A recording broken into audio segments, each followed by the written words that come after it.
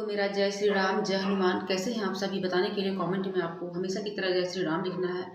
और आज मैं बताने वाली हूँ आप लोगों को एक सीक्रेट चीज़। ऐसे तो बहुत लोग आप लोग जानते होंगे, लेकिन जो लोग नहीं जानते हैं वो आज मेरे मेरे बताने से अगर आप वो उपाय करते हैं या अगर आप उस उपाय को करते आ रहे हैं तो उसके बाद अपने जीवन में आप बदलाव देखिएगा। जो मेहनत आज आप कर रहे हैं वही मेहनत से हो सकता है उससे कम मेहनत से भी आपका जो मकसद होता है, जो मनोकामना होती है वो पूर्ण हो जाएगी। तो मैं बात कर रही हूँ कि अगर आप किसी भी पूजा पाठ को करते हैं, अगर मैं हनुमान चालीसा संकल्प को लेकर बात करूँ या किसी भी मतलब पूजा पाठ आप करते हैं, यहाँ तक कि आपका अच्छा कर्म भी है लेकिन उसका आपको भली भांति आपको उसका रिजल्ट नहीं मिलता है। जैसे ये मान लीजिए कि कोई इंसान बहुत कम मेहनत करता है और उसको बहुत जल्दी सफलता मिल जाती है। जैसे कि हनुमान चालीसा का संकल्प आप भी ले रहे हैं, मैं भी ले रही हूँ, ठीक है। आपका कोई काम हो जाता है और मेरा काम नहीं होता है, वही चीज़ मैं भी कर रही हूँ जो चीज़ आप कर रहे हैं। ईमानदारी भी वही है, श्रद्धा भक्ति भी वही है और सब कुछ कर रही हूँ, लेकिन बुरा नहीं होता है।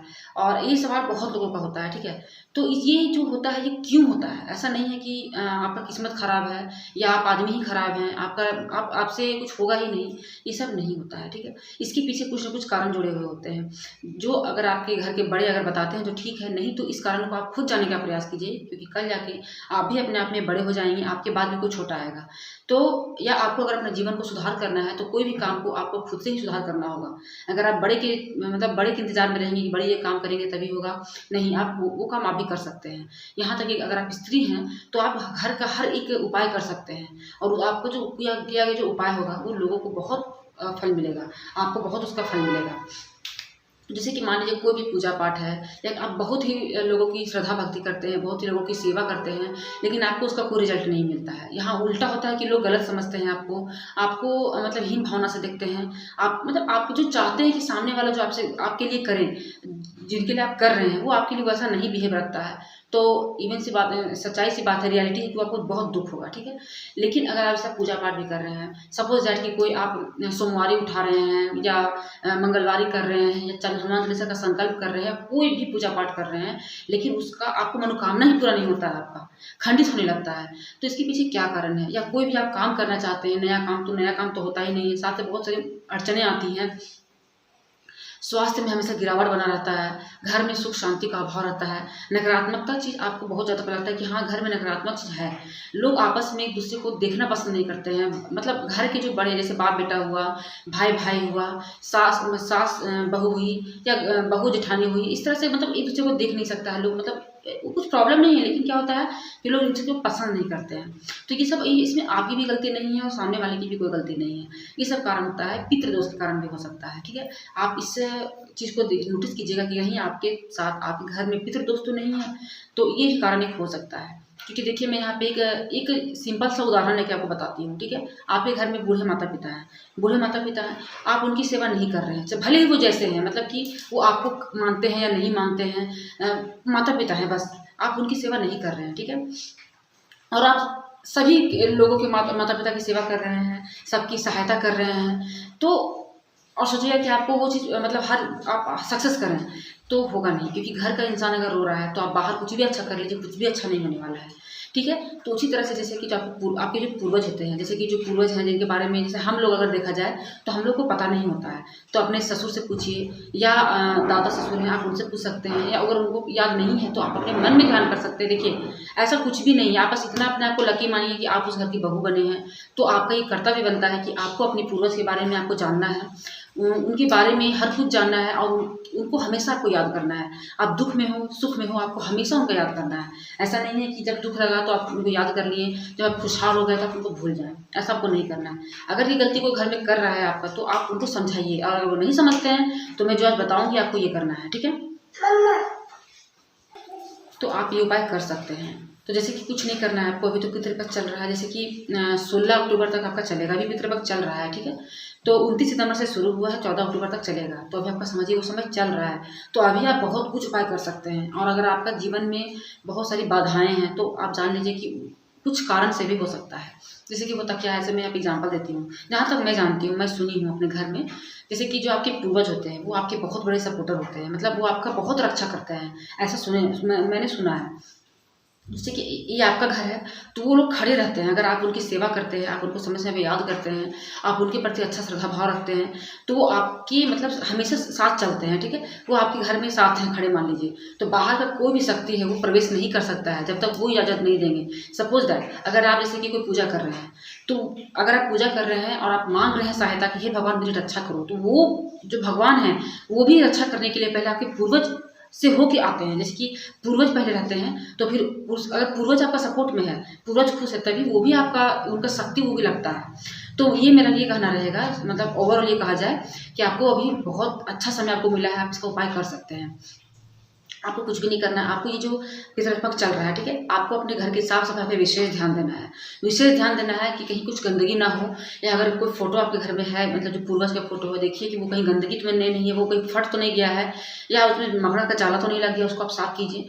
घर के कोना कोना को साफ रखिए आप। अभी आप बाल नहीं कटवाएंगे, अगर फीमेल है तो बिल्कुल भी बाल नहीं कटवाएंगे, और मेल भी नहीं कटवाएंगे। लेकिन अगर अगर ऑफिस कॉलेज से ऑफिस जाने वाले हैं, काम करने वाले हैं, तो इसमें कोई ऐसा रोक नहीं है। लेकिन अगर आप फीमेल है तो ना ही कटवाएं, नाखून भी ना काटें, ज़्यादा अच्छा रहेगा।